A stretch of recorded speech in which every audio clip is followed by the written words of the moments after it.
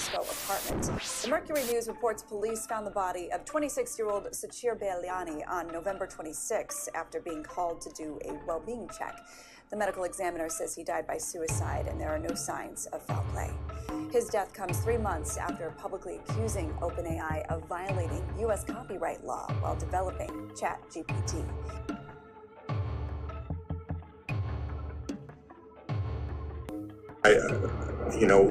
There's blood dropping straight down from a head injury by the sink. He looks like he has his earbuds in. Looks like he was cleaning his teeth, picking his teeth with one of those flossing things. Looks like he's hit from behind. One of the earbuds comes out. In corporate America, the truth doesn't set you free. In fact, it makes you a target. Let's get into it. LinkedIn Success Mini Course. Hi, everybody. My name is T, and welcome to That Office in the Basement. Here in the basement, we talk about all of the shady dealings of corporate America. We get deep into those dark hallways. We listen up close to those corner offices, and then we talk about it together. Get into that.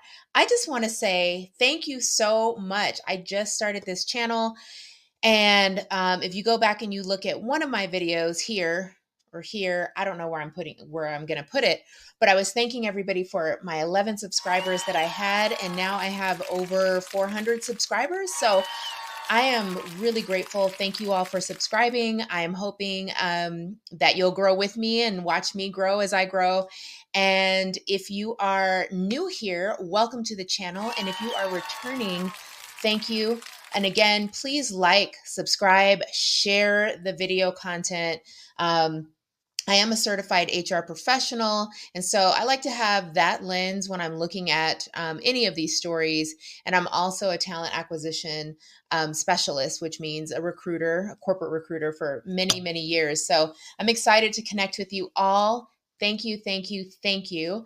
And let's get into our story. So today's story is about whistleblowing and corporate accountability. And more importantly, it's about Suchir Balaji and how he got caught in the middle. So in October of 2024, Suchir raised complaints about his former employer and the ethics around using AI. And then in November of 2024, this brilliant researcher and former OpenAI employee was found dead in his San Francisco home. The coroner ruled it a suicide, but his family insists that something doesn't add up. So today, let's talk about Suchir's life, his tragic death, and what it reveals about corporate accountability. Okay, basement friends, I'm still getting used to talking to you, so I'm hoping, and I'm still a brand new YouTuber, so I'm hoping that I loosen up a little bit more. But this story in particular, it hit home for me because, like me, Suchir was a Bay Area native, and not just Bay Area. He was born and raised in the Silicon Valley. So for those of you that are not from here, the Silicon Valley is considered the South Bay in Northern California, and it's where all of the tech giants got their start. So when you think of the companies that are there, especially in the city that he was born in, it was in Cupertino, and Cupertino has companies like Apple. Hey, I just wanted to pop in to read this disclaimer really quickly. So the information in this video is solely shared for educational purposes only. It is not intended to incite harassment, intimidation, or any form of negative behavior towards the company or individuals mentioned. We strongly advise against contacting these organizations or individuals in a manner that may be harmful or disruptive. We actually advise against you contacting these organizations or individuals at all. Please approach this content with the understanding that its purpose is to inform, raise awareness, and promote constructive discussions around issues such as corporate corruption, scandals, and unethical practices. Thank you. Now back to the video. It's got like all of these biggies, all of the big corporate tech giants are there. So when you're born and raised in the Silicon Valley, I would just say that a lot of us are tech nerds to some degree. Like you are going to be doing a little bit of programming, and it doesn't matter your socioeconomic class. Like you are surrounded by these companies. Like I said, there's Amazon, there's Google, there's, Facebook, there's all, Meta. There's all these different companies that are there. And so just growing up, you're exposed to so much when it comes to technology. And even when I was in school, like I went to school with kids that were brilliant. I know that a lot of my classmates are probably running Google. They're probably running like all of these big companies now. I mean, because in the fifth grade, they were reading things like the Audubon Society. Now, I ended up getting into tech in a different manner because I went the recruiting route, but I'm talking about people who were hardcore, like into technology. Usually it makes sense if they being in the Bay Area, and Suchir was no different. And I'm just going to kind of take a look at what I had found about him. So he, at 11 years old, when most kids were playing with video games, and I'm looking at my notes here, he was learning to code. And by the time he was 13, he'd built his own computer from scratch. So he was brilliant. He was a brilliant, bright mind.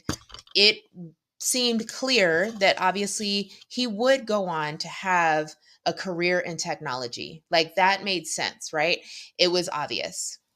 So by the time he was 14, he was writing papers on chip design. So this is again, super intelligent, super bright person. And these papers that he wrote caught the attention of major tech companies. So this wasn't just talent. Suchir had the kind of mind that could have changed the world. And maybe that is precisely why he's no longer with us.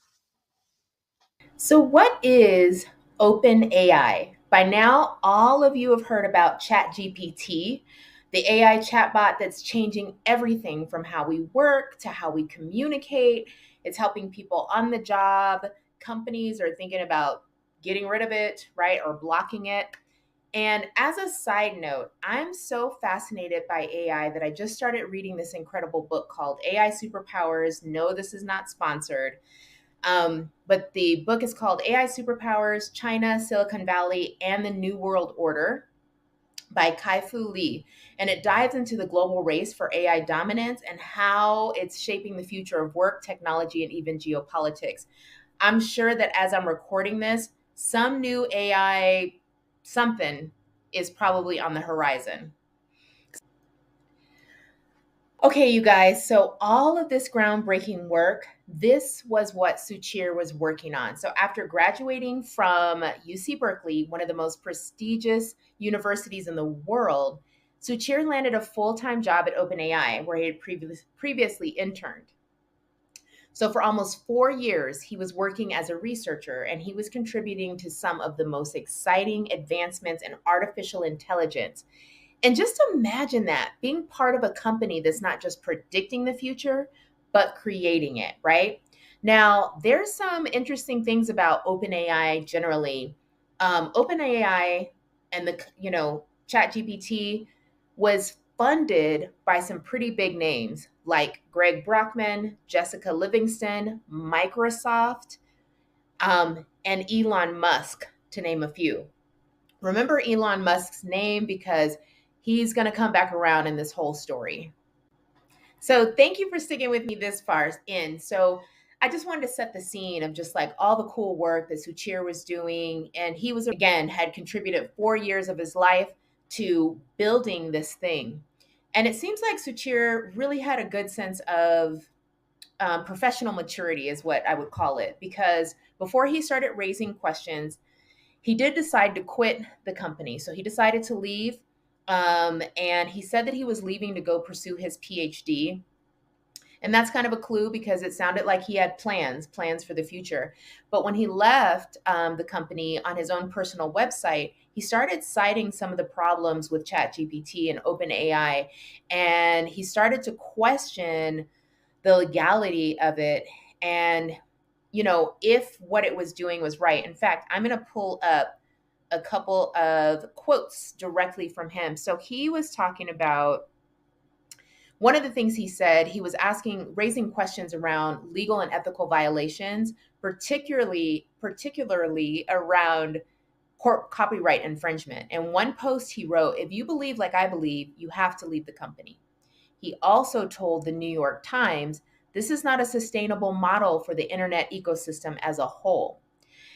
And so this leads to just another quick sidebar, which is, what exactly is a whistleblower? So when we think of a whistleblower, according to whistleblower.org, the official definition is a whistleblower is someone who reports waste, fraud, abuse, corruption, or dangers to public health and safety to someone in a position to address the wrongdoing. So, for example, let's say you're working, right? And whistleblowing could be about anything. You might notice, like if you're an accountant, you might notice something funny is with the books. So you report that to your supervisor. Nothing gets done. You report it to their supervisor. Nothing gets done. Maybe the as you start digging deeper, the corruption is so deep, you're like, you know what? I'm going to go to the media with this because they're not doing something. They're doing something wrong. And I'm going to say something about it. So that's what a whistleblower is. And it can be around any number of things, right? And so while whistleblowers are oftentimes employees of the organization, they can be like, Suchir in the case where he left and then he began to speak up about some of the things that he saw. So you can have worked at the company, you can leave the company and still be able to report on the wrongdoings. And so this is a really interesting time frame too, because while he was doing that, there was all kinds of stuff brewing in the background with OpenAI. ChatGPT, OpenAI was getting sued left and right. So they were getting sued by the New York Times. Elon Musk, remember that, we're going to come back to that. Elon Musk had some issues with them. He was suing them because I think it was because they said they started off as like a nonprofit. And so he was accusing them that like, hey, you guys said that you weren't trying to make money off of this. Now you're trying to make money off of this. So they're going back and forth in a war. And you have the New York Times suing them because the New York Times is like, hey, you trained this model off of our work, off of our journalism, off of our, copyrighted material and our intellectual property, and you're not compensating us for that. So all of this stuff is taking place in the background. And Suchir kind of gets wrapped up or caught up in the middle of all of that, right? So if we look at the timeline, I think that he might have been speaking out, I think in October, around October, and then November 26th, a few days after Thanksgiving, he was found dead in his home. In November, police responded to a welfare check and made a really shocking discovery. They found him dead, and the first coroner ruled it a suicide, but his parents are not convinced. They claim that there were signs of a struggle, and a second coroner's report raised even more questions. They talk about the angle of the gun didn't seem possible for him to have done that himself. During this time, the founder of OpenAI actually released a statement saying that Suchir was a valued member of the team, talked mostly about the research. And I'll go ahead and I'll link the statement that you can see on LinkedIn. It's still up there. And the founder also referenced the fact that Suchir was leaving the company. In addition, an OpenAI spokesperson released a statement to the Associated Press saying, "We are devastated to learn of this incredibly sad news, and our hearts go out to Suchir's loved ones during this difficult time." So those were the statements. And as the parents were investigating, to add fuel to the fire, here comes Elon Musk on X, and I'm still calling it Twitter. If his mama named him Twitter, I'm gonna call him Twitter. So I still call it Twitter. But on X, Elon Musk posted this statement. And that was in direct response to Suchir's parents. So I'm going to play a video right now. I'm going to play a piece of it because I don't want to get a copyright strike. If you want to see the rest of the video, please go to this creator's content. But the parents are incredibly strong. I feel like the person who's interviewing them is getting into some really gritty details that, I mean, the parents were just, I think this was just fresh. I think that they're right outside of the apartment. So let's listen into what this creator said. And I'm going to just play this piece of the video and then we'll come back and talk about it. Okay, so here we're going to listen to what Suchir's parents have to say. And then I'll be stopping it periodically, one, because I don't want a copyright strike, but then also to just explain and give my opinion and thoughts. This is really interesting. So right now where they are, as you can see, they're in front of Suchir's old apartment complex in San Francisco. And this is a pretty large apartment complex. And I'm going to go ahead and rewind it back a little bit.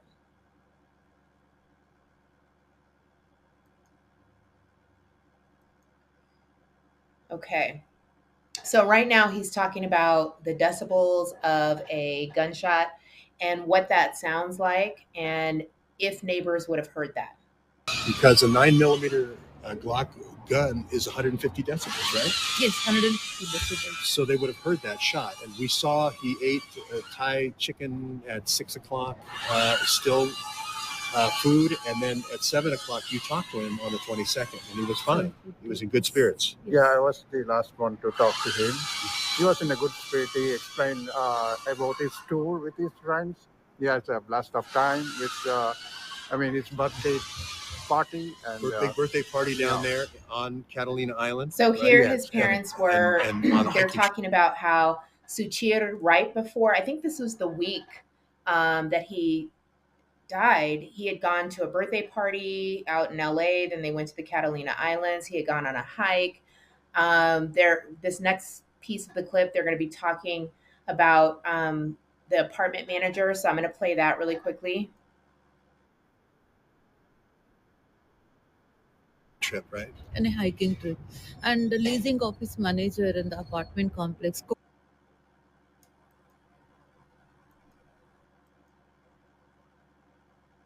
And of course, I would have some technical difficulties. So here's what's happening right now.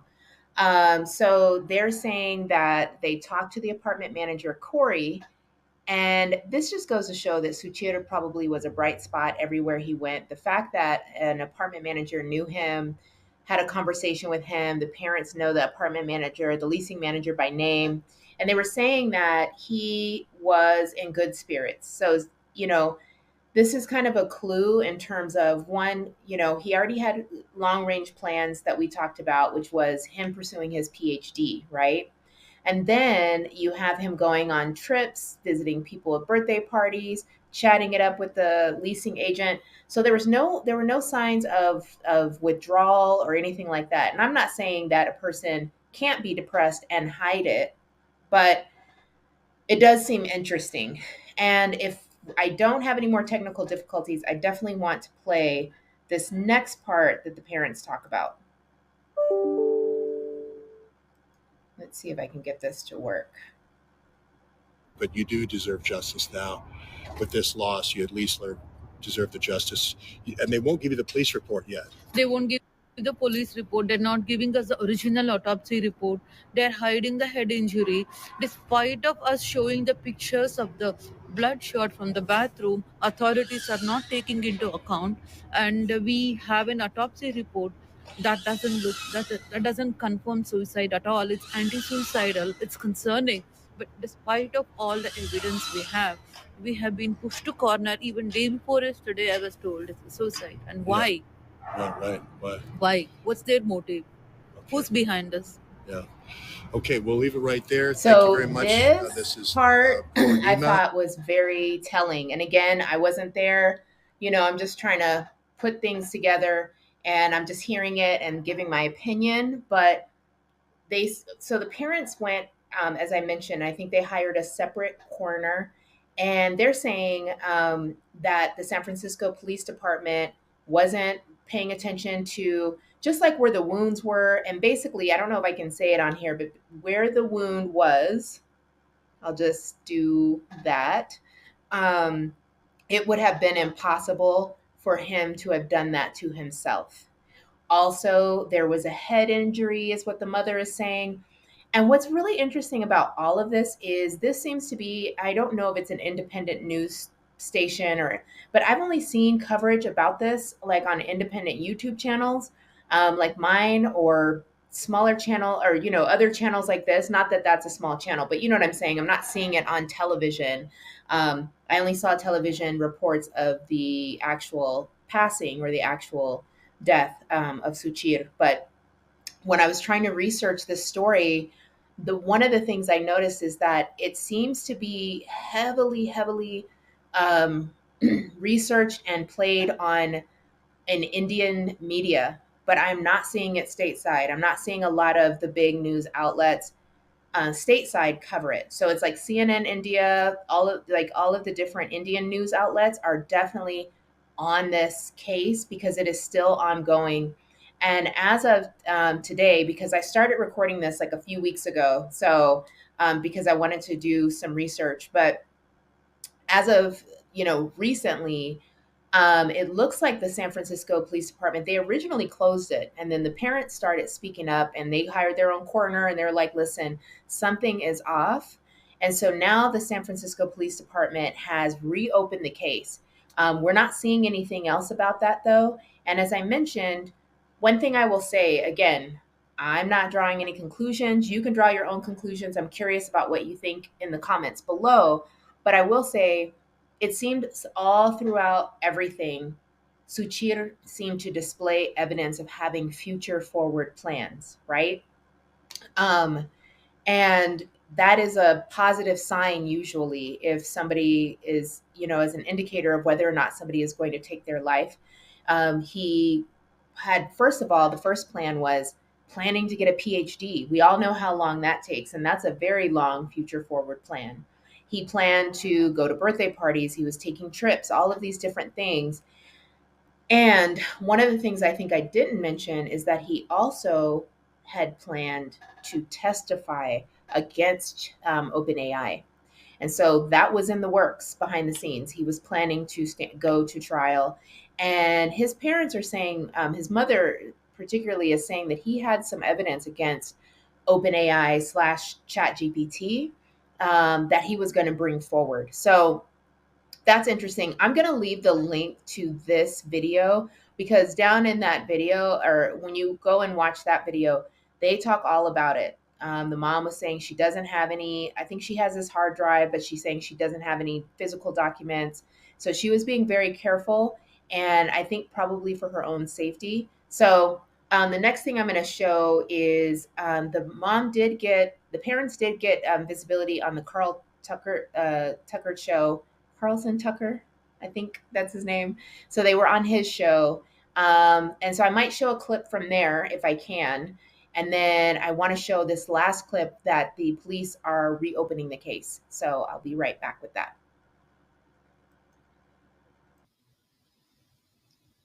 Okay, I'm going to be skipping around here for this video.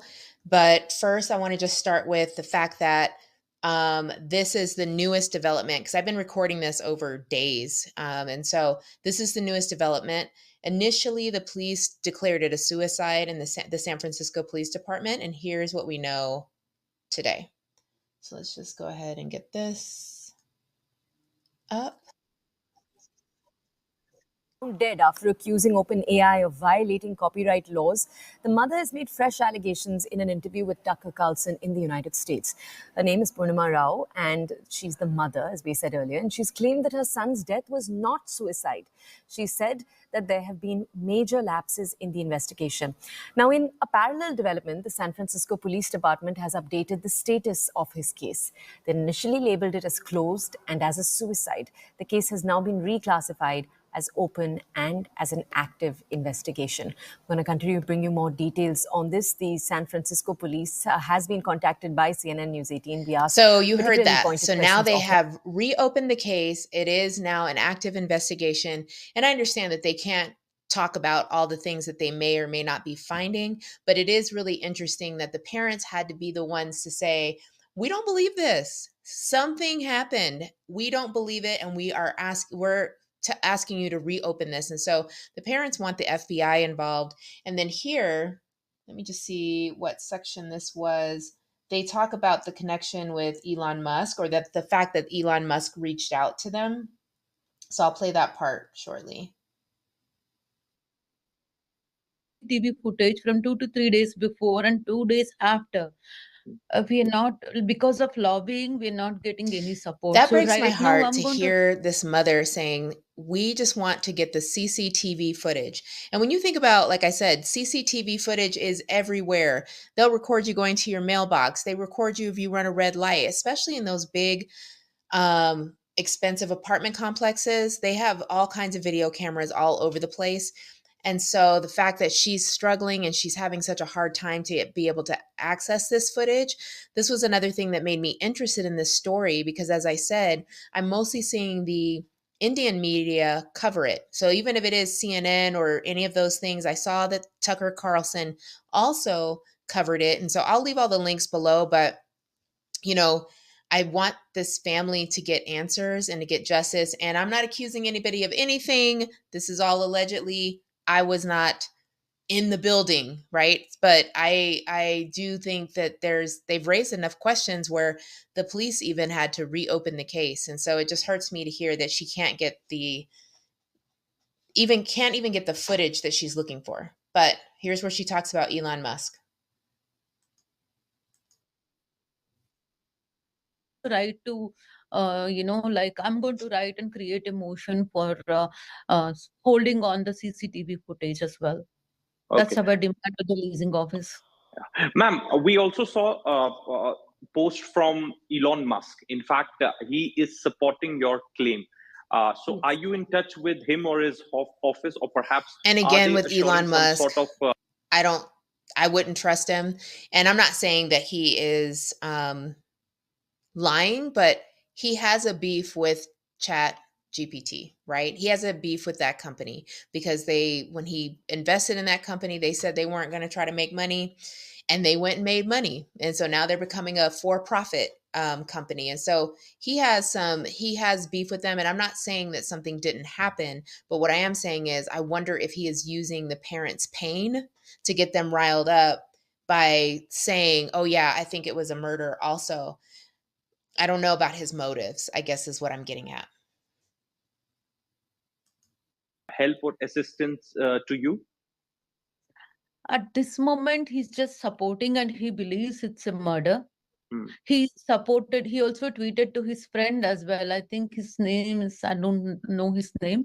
And But if you he look over obviously, here, the media apparently, is very like detailed. Like they're showing some graphic stuff, like the blood spots found in the bathroom. Again, the mom is saying that there was trauma to the head. This is really, really deep. So I have one more thing that I want to play, and she's talking about about the state of the Bay Area tech world, especially the deeper you get into it. So I'm going to play that, and then I'll come back and give you all some advice, because I always like to wrap things up with some information on what you can do should you find yourself in the situation of having to be a whistleblower. So I'm going to show you this one more clip, and then we'll close it out. For now, what are you expecting from those watching and from the authorities in California? What specifically are you asking for? we want FBI to investigate this cause, because the corruption here in San Francisco Bay Area tech industry is very high. We want FBI to investigate, and we also want support from people. We want people to stand with us and give us the courage, give us the support. Okay, so you heard everything that the mother had to say, the news stories. I'm going to post all of the links and articles and everything down below.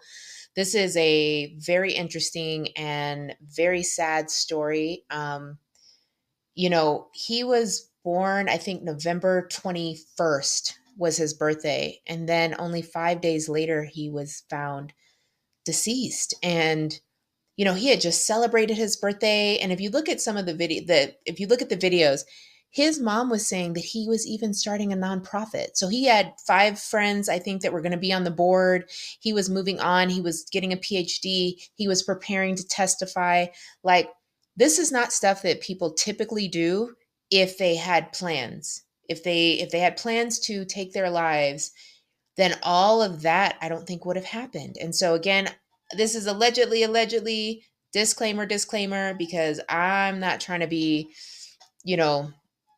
caught up against these big companies. But all I'm just saying is that my opinion is that this looks suspicious. And my opinion is that this looks very strange. So before we wrap it up, I always try to give you all some news you can use. So I'm going to give you the National Whistleblowers Center. And so they talk about something called the False Claims Act.